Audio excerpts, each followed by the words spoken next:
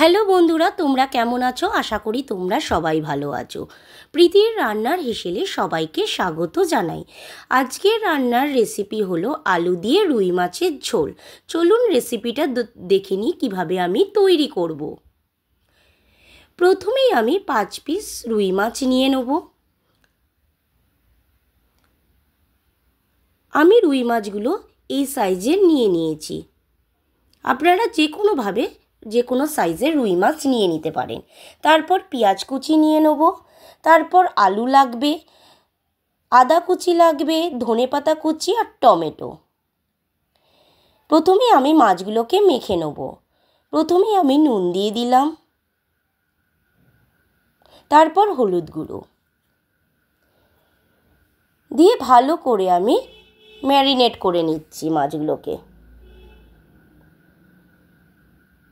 আমার মাছগুলো ম্যারিনেট করা হয়ে গেল। তারপর কড়াইতে সর্ষের তেল গরম হয়ে গেছে, আমি মাছগুলো দিয়ে দিচ্ছি।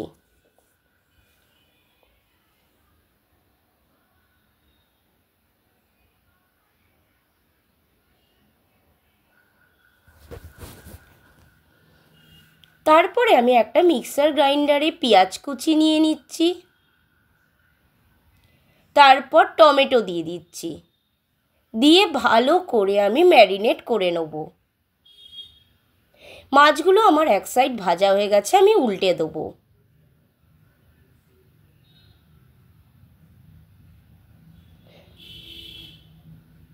দেখুন আমার মাছগুলো ভাজা হয়ে গেছে, এবার আমি তুলে নিচ্ছি মাছগুলোকে।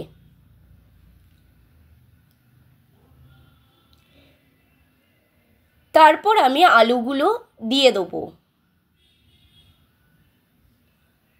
আলুগুলো আমার ভাজা হয়ে যাবে। একটু নুন দিয়ে দিচ্ছি সামান্য। এবার লাল করে আলুগুলোকে আমি ভেজে নেব।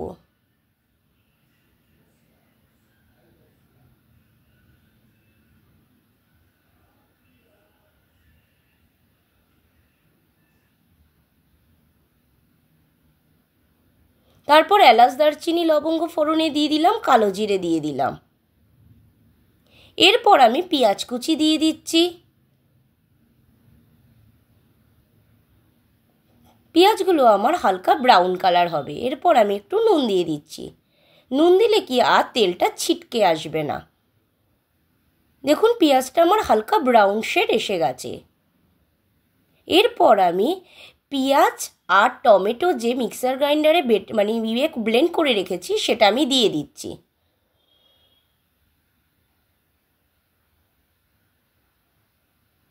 এরপর আমি হলুদ গুঁড়ো, লঙ্কার গুঁড়ো,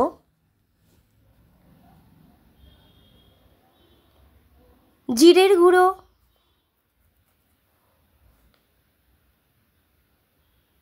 ধনের গুঁড়ো দিয়ে ভালো করে আমি মশলাটাকে কষিয়ে নিচ্ছি। দেখুন মশলাটার থেকে তেলটা বেরিয়ে এসেছে আমার। এরপর আমি গ্রেট করা আদা কুচিটা দিয়ে দিচ্ছি।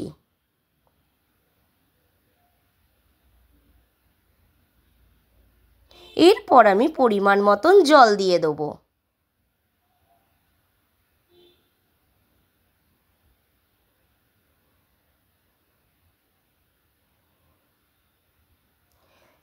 এরপর আমি ভেজে রাখা আলুগুলো দিয়ে দিচ্ছি